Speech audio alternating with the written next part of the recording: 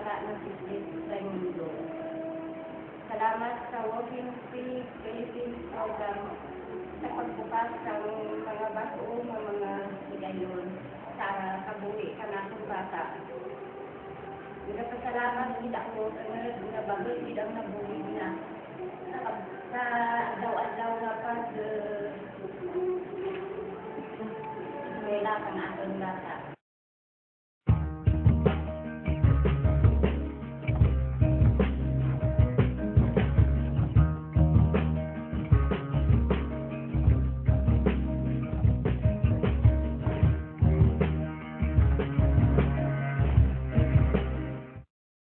Ako gali si Gaudencio Canalin, nag-aulit sa Badyan, sa Jose Antique. Ako sara kaagong kang programa kang gobyerno nga matuglaan kang libre nga kahit kung proseses. Gani salamat sa Walking Free Program. Nakasigayon ako nga makalagaw kung isang diin ay makapanaw ako kamayan. Salamat din.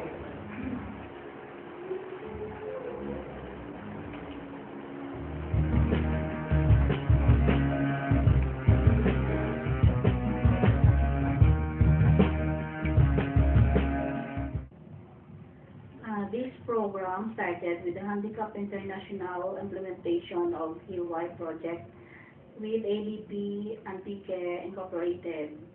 After its completion, LGU San Jose, through Mayor Ronnie Molina, requested Handicap International to donate the equipment and facilities in prosthesis making.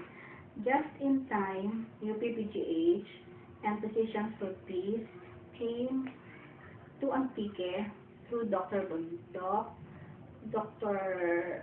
Jong Abiara, and Dr. Mangkao with a team. They started providing free prosthesis and training with the commitment of the political leadership of the province of Antique and LGU San Jose. The Prosthesis and Orthosis Center will soon serve as community-based model for prosthesis and orthosis services.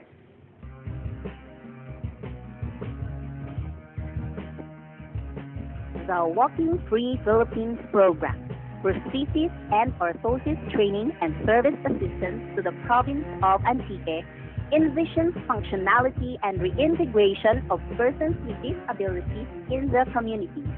It has the mission to provide low-cost, high-technology prosthetic and orthotic devices.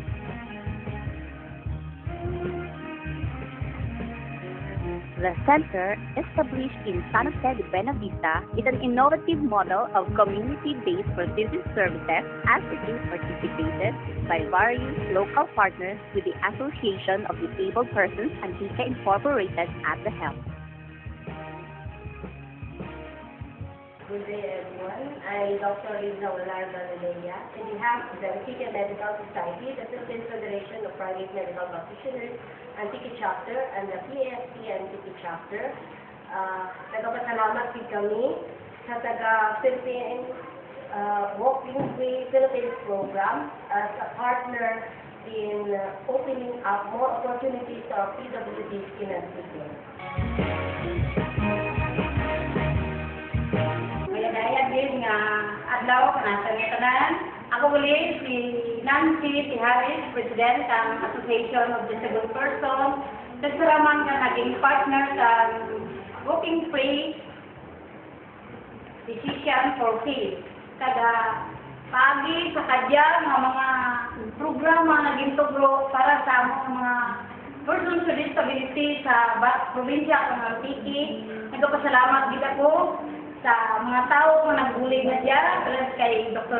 Josephine Bundok, Dr. Joyce Abiera, kag sa amon nga Mayor Ronnie Molina, sa amon nga Congressman Paul Javier, kag sa amon nga Governor, kay Governor Ezequiel Javier. Kay kung wala sanda ka dyan, ang mga tao na dyan, wala dyan matuman nga programa para sa mga persons with disability sa Antique. Gani, sa liwan, nagpapasalamat kita ko kaninyo nga tanan nga nagbulig sa among mga kausa kang persons with disability. Duro gid nga salamat. Towards a better world, better Philippines, and better Antique, empowerment of the persons with disabilities in the community is important. They can be change makers if given the right opportunity. Antique is one with Physicians for Peace Philippines towards walking free from disability.